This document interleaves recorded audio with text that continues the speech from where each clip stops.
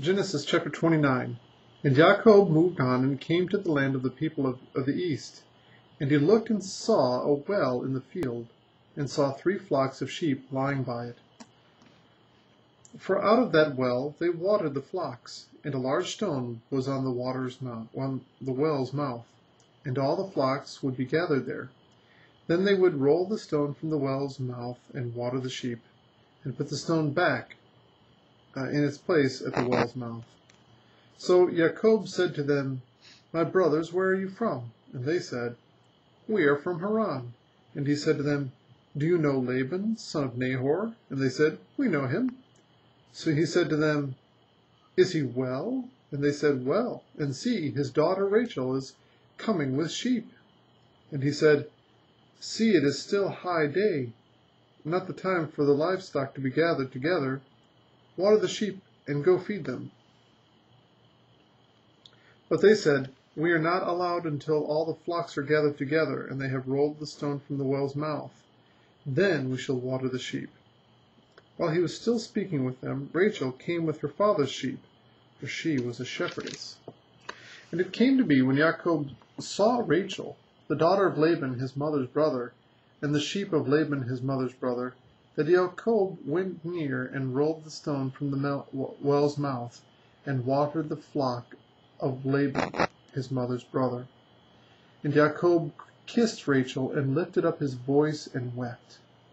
And when Jacob told Rachel that he was her father's relative, and that he was Ribekah's son, she ran and told her father. And it came to be, when Laban heard the report about Jacob his sister's son, that he ran to meet him, and embraced him, and kissed him, and brought him to his house. Then he told Laban all these matters. And Laban said to him, You are indeed my bone and my flesh. And he stayed with him a month. Then Laban said to Jacob, Because you are my relative, should you therefore serve me for nothing?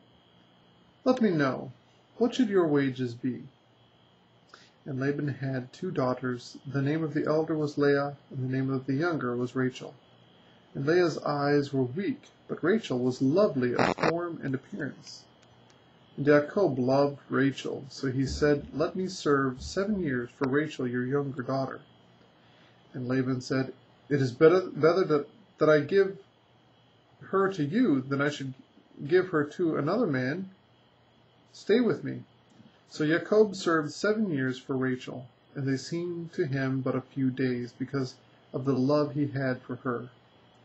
Then Jacob said to Laban, Give me my wife, for my days are completed, and let me go into her. And Laban gathered all the men of the place and made a feast. And it came to be in the evening that he took Leah his daughter, and brought her to Jacob, and he went into her. And Laban gave his female servant Zilpah to his daughter Leah as a female servant. And in the morning it came to be that, see, it was Leah. So he said to Laban, What is this you have done to me? Was it not for Rachel that I served you? Why then have you deceived me? And Laban said, It is not done this way in our place, to give the younger before the firstborn. Complete the week of this one, then we give you this one too. For the service which you shall serve with me, still another 7 years. And Jacob did so, and completed her week. Then he gave him his daughter Rachel to his wife. And Laban gave his female servant Bilhah to his daughter Rachel as a female servant. And he also went into Rachel, and he also loved Rachel more than Leah. And he served with Laban still another 7 years. And Yah saw that Leah was unloved, and he opened her womb. But Rachel was barren. And Leah conceived and bore a son, and she called his name Reuben. For she said, For Yah has looked on my affliction, because now my husband is going to love me. And she conceived again, and bore a son, and said, Because Yah has heard that I am unloved, he gave me this son too. And she called his name Shimon. And she conceived again, and bore a son, and said, Now this time my husband is joined to me, because I have borne him 3 sons. So his name was called Levi. And she conceived again and bore a son, and said, "Now I praise Yah." So she called his name Yada, and she ceased bearing.